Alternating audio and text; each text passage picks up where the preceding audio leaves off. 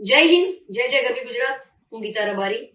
આજે ખૂબ દુઃખ સાથે જણાવવાનું, કેરળની એક સભામાં કોંગ્રેસના રાષ્ટ્રીય અધ્યક્ષ મલ્લિકાર્જુન ખડગેજીએ ગુજરાતીઓ અને ગુજરાતીને મૂર્ખ ગણાવ્યા છે, અભણ ગણાવ્યા છે. તો એમની આ હું ટિપ્પણીને વખોડી કાઢું છું. આપશ્રીને ધ્યાન ન હોય તો હું ધ્યાન દોરવા માંગીશ. આપને ખબર હશે, ભારતના રાષ્ટ્રપિતા મહાત્મા ગાંધીજી અને ભારતને એકતામાં જોડવામાં સૌથી મોટો હાથ સરદાર વલ્લભભાઈ પટેલ આ પણ ગુજરાતી હતા. તો આ શું અભણ હતા?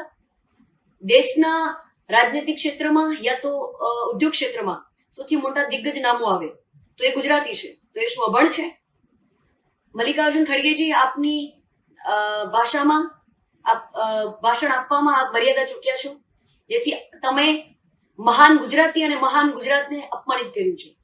તો તમારે આ મહાન ગુજરાતીઓની અને ગુજરાતની માફી માંગવી જોઈએ.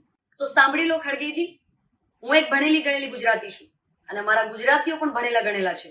જય જય ગરવી ગુજરાત, જય હિન્દ.